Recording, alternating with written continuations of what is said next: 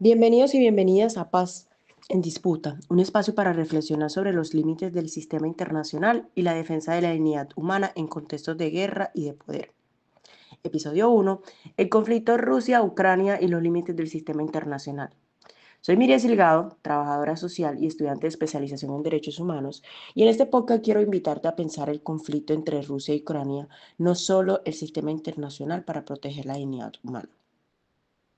Desde febrero de 2022, cuando la Federación Rusa lanzó una invasión a gran escala sobre el territorio ucraniano, el mundo ha sido testigo de bombardeos a ciudades, millones de personas desplazadas y denuncias constantes de crímenes de guerra y crímenes de lesa humanidad. Sin embargo, pese a la gravedad de las violaciones, la respuesta del sistema de Naciones Unidas ha sido limitada, especialmente en su órgano que, en teoría, tiene la mayor responsabilidad en el mantenimiento y promoción de la paz y la seguridad internacional, el Consejo de Seguridad. En este episodio vamos a recorrer tres momentos. Primero, haré una breve contextualización del conflicto y de sus principales impactos en derechos humanos. Segundo, analizaré cómo funcionan las dinámicas de poder dentro de la ONU, con especial atención al papel de Rusia como miembro permanente del Consejo de Seguridad y su uso del veto. Y tercero, presentaré algunas hipótesis académicas sobre el caso, cómo nos revela acerca de los compromisos políticos de los estados y los límites empíricos para la plena materialización de los derechos humanos. La pregunta que guiará este análisis es sencilla de formular pero compleja de responder. ¿Qué nos enseña el conflicto entre Rusia y Ucrania sobre la distancia que existe entre la universalidad proclamada de los derechos humanos y su garantía real cuando entran en juego los intereses geopolíticos de las grandes potencias? Conflicto, actores e impactos en derechos humanos. Para entender el papel de la ONU, primero necesitamos ubicar el conflicto. La guerra entre Rusia y Ucrania no empieza en 2022. Tiene antecedentes claros en 2014, con la anexión de Crimea por parte de Rusia y el inicio del conflicto armado en las regiones del Donbass. Desde entonces ya se denunciaban violaciones de derechos humanos, pero el punto de quiebre fue la invasión a gran escala el 24 de febrero de 2022, cuando tropas rusas entraron simultáneamente por varias fronteras, abriendo un frente de guerra que atraviesa todo el país.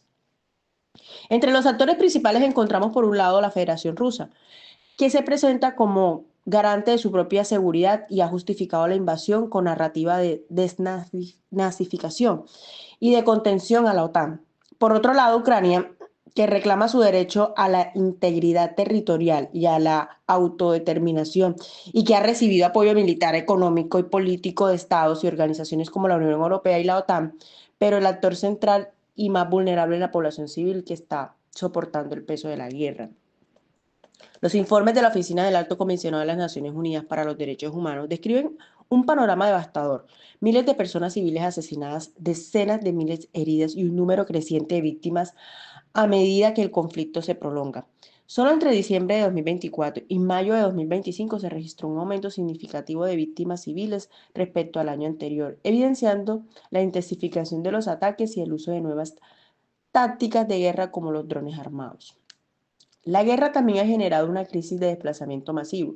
Millones de personas han sido obligadas a huir de sus hogares, ya sea como desplazados internos dentro de Ucrania o como refugiados en otros países de Europa y del mundo. Las Naciones Unidas han documentado cómo este desplazamiento forzado rompe proyectos de vida, desestructura comunidades y expone a las personas a nuevas formas de violencia y explotación y pobreza. Además, se ha documentado ataques deliberados contra infraestructura civil, incluyendo hospitales, sistemas eléctricos y redes de agua, así como bombardeos sobre barrios residenciales en regiones como Gerson, por ejemplo. Organizaciones y medios han descrito el uso de drones para perseguir y atacar a civiles, lo que en algunos testimonios se ha comparado como una especie de safari humano, donde la población es literalmente cazada a distancia. Un punto especialmente doloroso es la situación de los niños, niñas y adolescentes. Informes recientes señalan que si en muchos casos de ejecución sumarias, detención arbitraria, torturas y violencia sexual contra los menores de edad en zonas controladas por las fuerzas rusas, así como riesgos permanentes por minas y restos explosivos de guerra. Todo esto nos permite afirmar que el conflicto entre Rusia y Ucrania no es solo una disputa territorial o geopolítica, es un escenario de violaciones sistemáticas de derechos humanos y posibles crímenes internacionales, donde la población civil se ha convertido en objetivo y no solo en daño colateral. quiero contar un poco en esta parte 2, el Consejo de Seguridad y el veto del ruso. Frente a un escenario de esta gravedad, la pregunta lógica es, ¿qué ha hecho la comunidad internacional y en particular, qué ha hecho la ONU? Formalmente, el órgano con mayor responsabilidad en el mantenimiento de la paz y la seguridad internacional es el Consejo de Seguridad.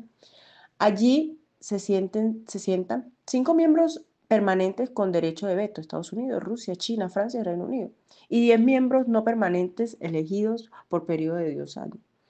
Tras la invasión de 2022 se presentó un proyecto de resolución en el Consejo de Seguridad que condenaba a la agresión rusa, exigiendo el retiro inmediato de las tropas y firmaba la soberanía e integridad territorial de Ucrania. Sin embargo, esa resolución fue vetada por Rusia, que es precisamente uno de los 5 miembros permanentes. Esto no ha sido un hecho aislado. Desde 2014 y especialmente desde 2022, Rusia ha utilizado reiteradamente su poder de veto para bloquear cualquier resolución del Consejo que cuestione sus acciones en Ucrania. De esta manera, el órgano que debería reaccionar de manera firme frente a una guerra de agresión queda paralizado por la decisión de un solo Estado, que además es la parte directamente involucrada en el conflicto. Frente a esta parálisis, estos órganos han intentado llevar el vacío. La Asamblea General ha aprobado varias resoluciones. En marzo de 2022, una resolución que condena la invasión y exige la retirada inmediata de las fuerzas rusas. En octubre de 2022, otra resolución que declara ilegales los referendos y la anexión de 4 regiones ucranianas por parte de Rusia e insta a todos los estados a no reconocer esa anexión. Más recientemente, la resolución que reitera la condena y llaman a una paz justa y duradera. Estas resoluciones tienen un valor político y simbólico muy importante. Muestran que la mayoría de los Estados miembros rechazan la agresión y respaldan la soberanía de Ucrania. Sin embargo, la Asamblea General no tiene la misma capacidad coercitiva que el Consejo de Seguridad. No puede imponer sanciones obligatorias ni autorizar el uso de fuerza, lo que evidencia una brecha entre la condena moral y la capacidad de acción efectiva. Al mismo tiempo, muchos estados han reaccionado fuera del marco estricto de la ONU, imponiendo sanciones económicas, apoyando investigaciones de la Corte Penal Internacional y construyendo coaliciones diplomáticas. Esto demuestra que cuando el Consejo de Seguridad está bloqueado, el sistema internacional se mueve hacia las soluciones más fragmentadas y menos centralizadas. Asimismo, frente a esta realidad, el papel de la ONU en el conflicto de Rusia-Ucrania ha estado marcado por una paradoja. Hay una fuerte producción de discursos, resoluciones y denuncias, pero una gran limitación para tomar decisiones coercitivas debido a la pugna de poder interna y en particular al uso del veto por parte de Rusia. Quiero compartir acá, a modo de conclusión, hipótesis académicas y una reflexión final. A partir de este recorrido quiero proponer 3 hipótesis sobre el papel de la ONU y las 3 organizaciones internacionales en el conflicto entre Rusia y Ucrania. La primera es, el conflicto evidencia que la universalidad de los derechos humanos está condicionada por la estructura del poder de la ONU. Es decir, aunque en el plano normativo de derechos se presenten como inherentes todas las personas, en la práctica su protección depende de un sistema donde un pequeño grupo de estados puede bloquear mediante el veto cualquier acción frente a los crímenes internacionales que ellos mismos comentan o apoyan. El caso de Rusia vetando resoluciones sobre su propia agresión muestra cómo el diseño institucional del Consejo de Seguridad permite que los intereses geopolíticos prevalezcan sobre la protección de la vida y la dignidad de las víctimas. Segunda hipótesis que quiero compartir es la parálisis del Consejo de Seguridad, que ha generado una multilateralidad fragmentada, donde otros países como la Asamblea General, las organizaciones regionales o las coaliciones de estados asumen parte de la respuesta, pero sin lograr sustituir completamente la capacidad de acción del Consejo.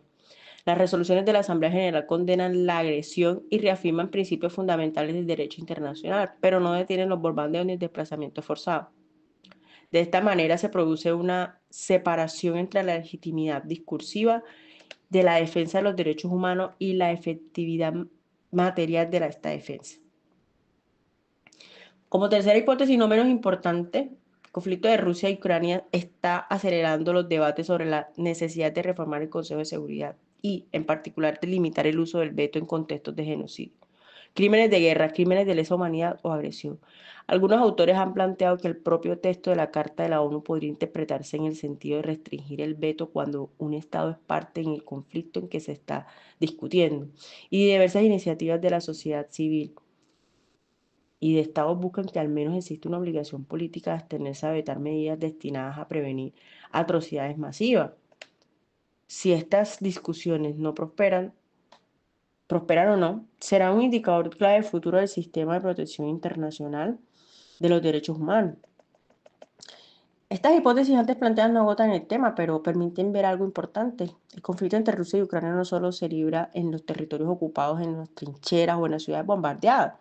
También se libra en las salas de la ONU, en las votaciones, en los vetos y en las disputas por el sentido de la legalidad internacional.